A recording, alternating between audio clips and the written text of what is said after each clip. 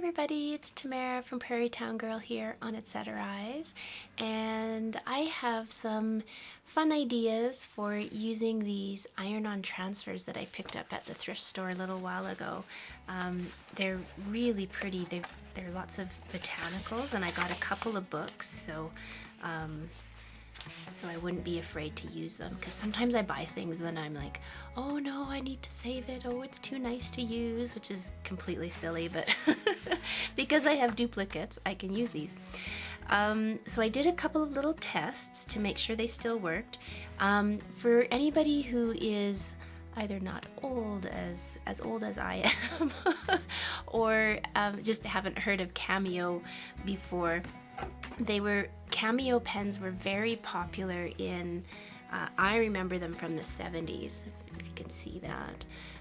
They were these metal tubes and they had ink inside, and you sort of like shook them, and you sort of shook them, and then it had this like bubble at the top, and you would have to sort of pump it, and then you would take your transfers and you would put them on fabric, and then you would paint your piece. So they're like really old school, and I was asking my aunt about them the other night, and she said there used to be home parties, and it was like really like all the rage. It was like a really interesting craft to do in the 70s. But you don't see them around very much anymore.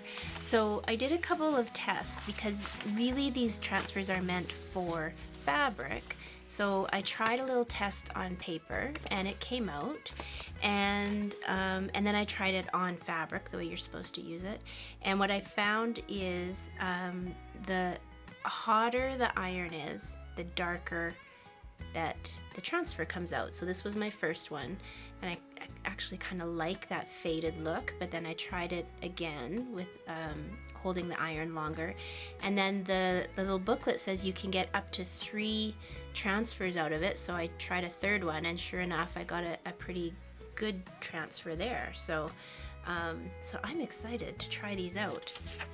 So then I did try this a 4th time, and it's done. It's pretty much done. But being the good junk journaler I am, I will probably hold on to that. Why can't I let go of anything? So my first idea is just to use it on a book cover. And this is a pretty dark book cover, so this is, I'm not really sure if this was going to work. I think it will though, because this one came out really dark. We'll see. This is all an experiment. This is a book that a friend of mine gave me, said I could use it to gut it and make whatever I wanted with it. It's practically in new condition. I think what I'm going to do is try the transfer first before I gut it, because then I've got the pages give me that solid surface to really press my iron down hard on it. So I'm just going to charge my camera battery really quickly and then we will head over to the ironing board, and we'll see if we can put some images on here. So I'll be right back. Okay, so we're over here at my very messy ironing board, and the first thing I had to do was choose a design. So I've chosen this one, and on the back side you have the same design, but it's flipped, of course, and it has all these numbers in all of the spots all over, and that's because the numbers corresponded with the pens, and so that was sort of telling, it was almost like a paint by number in some ways, and it would tell you, it would give you the pattern, and you would know what color to use. So anyways, I'm going to use a portion of this great big design, remembering that when I put it down, it's the other way around. So I'm going to, now how am I going to do this? I think I'm going to try to get this stuff in here, and it's going to go off the book cover a little bit, and that's okay. And I've got my iron nice and hot. Whoops, sorry. It's going to be a lot of jiggling because my ironing board is not very sturdy. But I think I'm ready to go. I think I'm going to try it. Let's see. Oops, I'm going to come over a little bit. All right, here we go. Put lots of heat.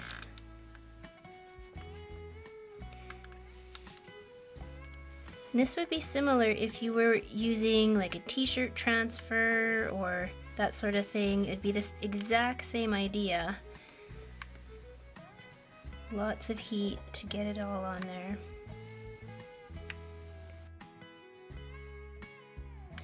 Now let's just take a peek and see if anything's happening. Oh, nothing.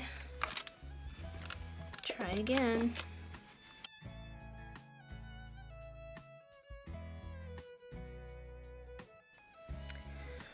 Okay, well, I'm not having much luck. You probably can't even see that. It's so subtle. I can see it because I know it's there, but I think the average person, it would just look like a water stain or something like that.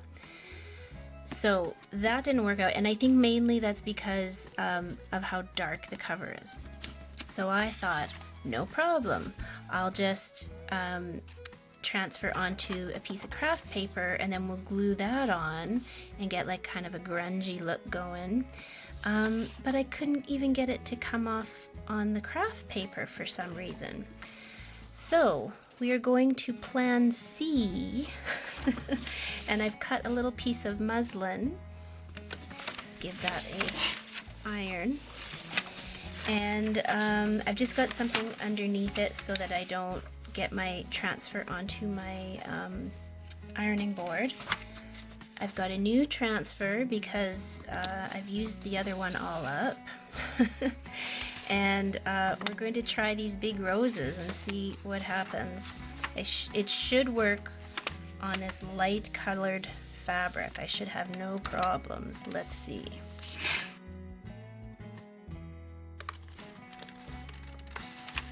Okay, this looks pretty good, I think. Could probably get a little bit darker up here, but I'm not going to worry about it. So that's what I got. That's really pretty, actually.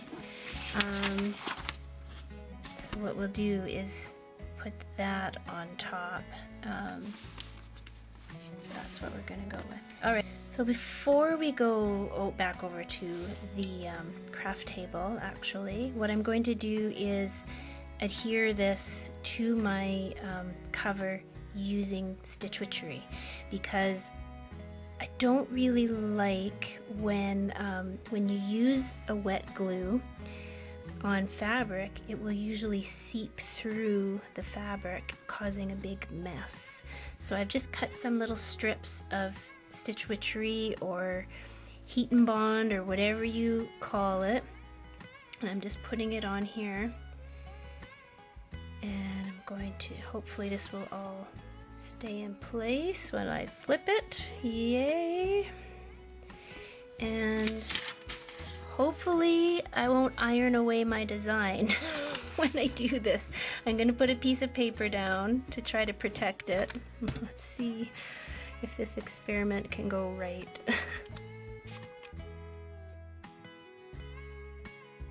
Okay, yay! It is down and my design is still there. So that's good.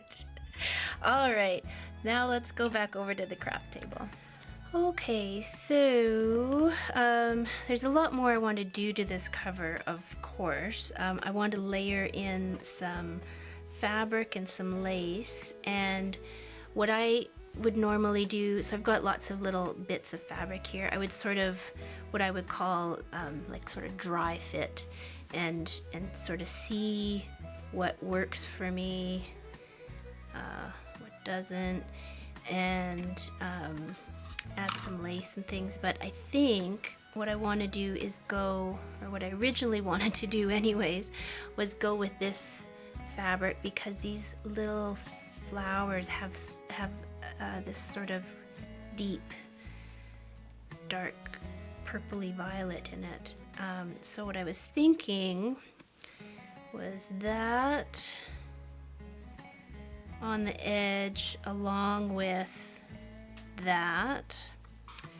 And I don't know, might have to add some more. I'm not really sure. Let's see here. But I think what I'm going to do first, before we do anything, is I'm going to gut this book. And I actually don't get too precious about this. I just sort of see where it's attached. And I'm just going to take my craft knife and slit it down there. And it should, ideally, it should just sort of come away. And you want to press hard enough so you're going through. See, there we go.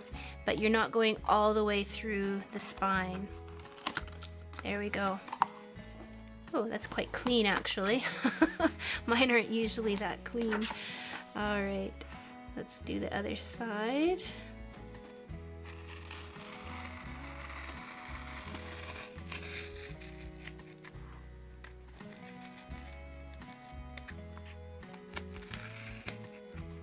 And there's usually a little bit of a sort of a webbing in there, so you might have to do it a couple of times. There we go. Nice and clean. And we've got our, I think that's called a header or a head, I can't remember. You can keep those and reuse them. Obviously I am going to reuse all those book pages for all kinds of things. And I can't really finish the outside of the spine until I put my signatures inside. So I think what I'll do, what I like to do is, actually we can use one of these book pages right now.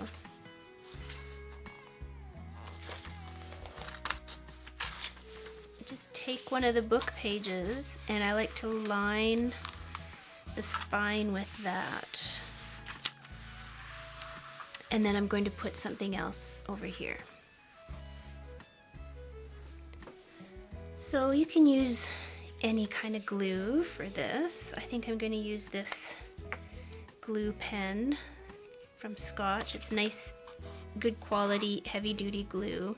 And it's got this sort of a pen nib on it so I can get right into the cracks there.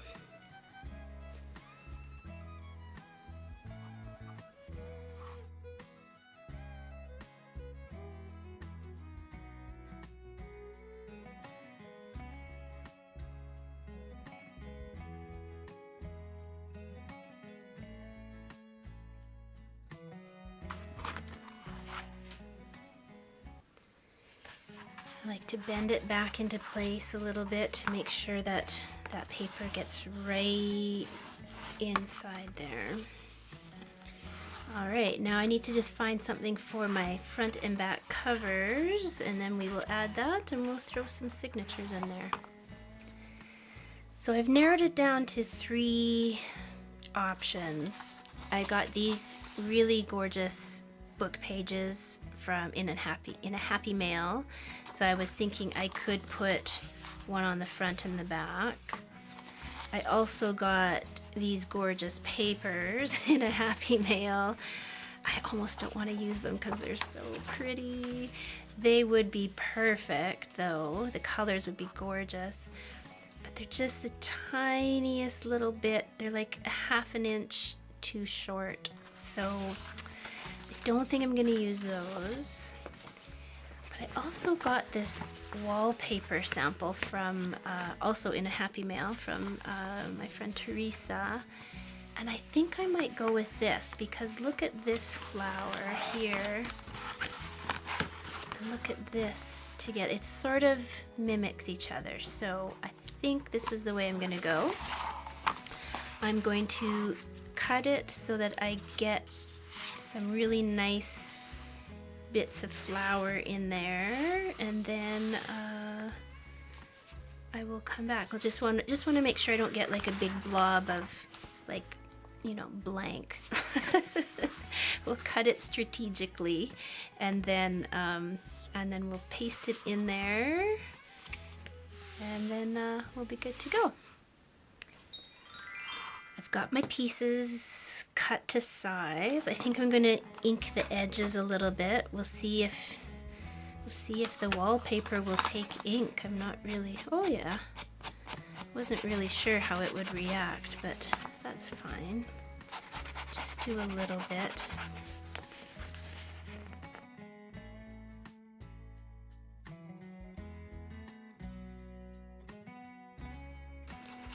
So if you follow me over on Instagram, you would have seen my post on Friday where I cleaned out my craft closet because it was just getting crazy full.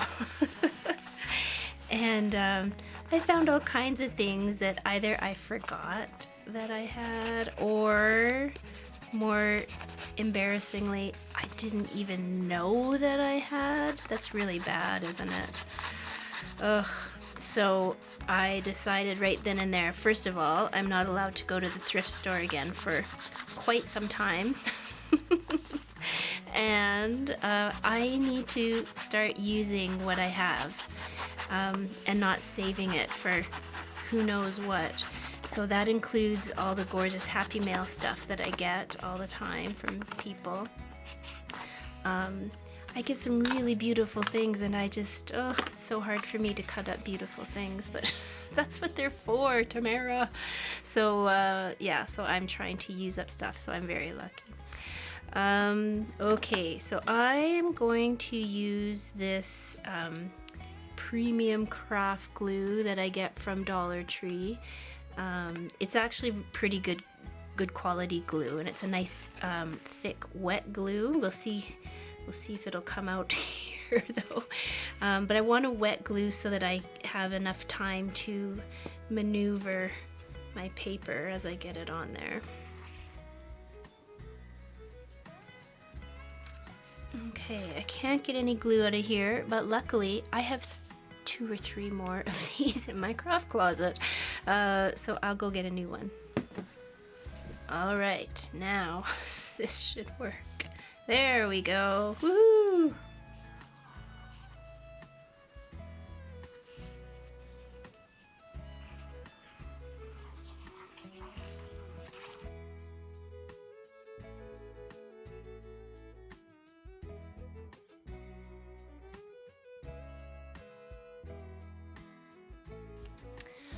Well, it is the next day because I was just making too many mistakes yesterday. I did get all of my signatures in, however, although I had to do it twice. It was my day off work, but I still had a lot going on at work. I was getting lots of emails and phone calls, so I was distracted by that. I had a parcel come in the mail, but the lock is broken on this stupid community mailbox that we have.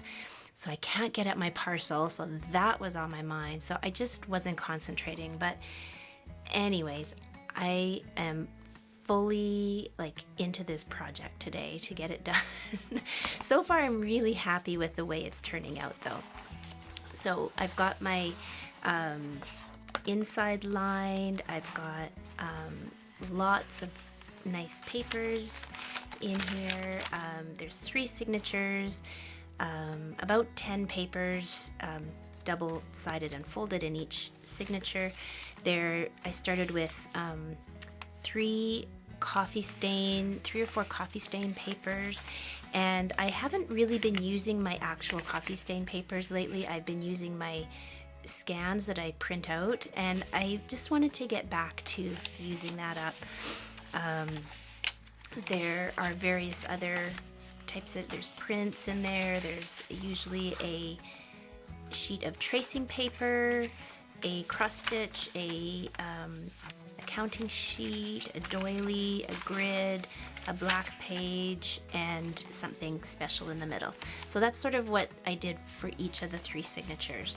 So now we can focus on covering this spine and getting it in order. So what we need to do first is figure out the closure, because that I always forget, and then I have to try to figure out how to add it in afterwards. So I was playing around with this that I got in a Happy Mail, and I was thinking that would be kind of cool. And then if you follow me over on Instagram, you know I cleaned up my craft closet and I found this gorgeous ribbon that I have been saving forever. But I think it goes perfectly. I think it's the perfect, it's got flowers, it's got purples in it, it's perfect. So this is what I'm going to use. I don't know if I need the whole entire piece. And we'll glue that in place first.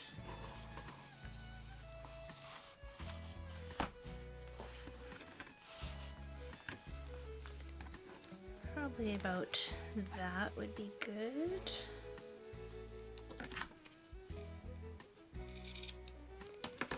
And if you don't have fray check, or I guess you could just use glue, either that too. If you cut on an angle, sometimes that will help your ribbon to stop it from fraying. Okay, so I'm gonna get out this wet glue again. Hopefully this is the new bottle. And we're just gonna sort of tack this down. And really, I'll go around all this black part, I think, because that's what's going to get covered up. And then I will know for sure it's in place.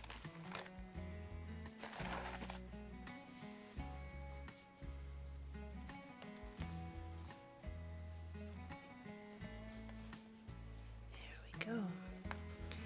And then on top of that is going to go my fabric. Now my fabric's not wide enough to cover that whole black area, so I have two pieces and they're going to overlap a little bit, but I just want to cover that black on the cover there. Feel like these aren't anywhere near straight, so I need to straighten these ends up.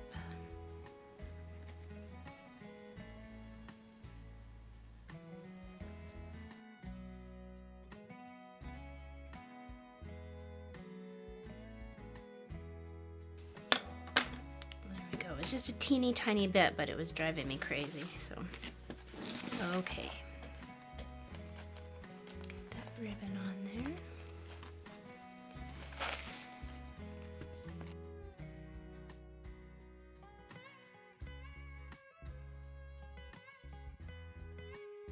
I don't know if you can tell, but I fringed the side a little bit, and I want to make sure that's on the outside edge.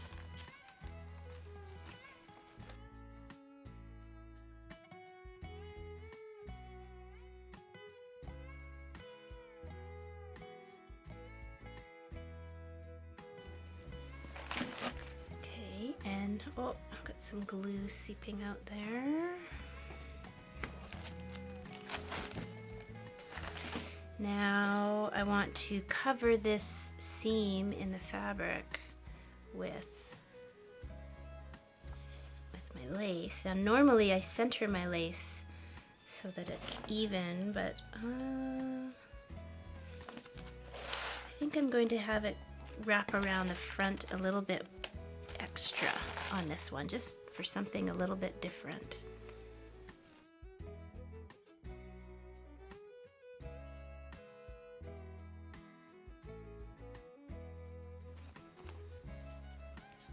There we go.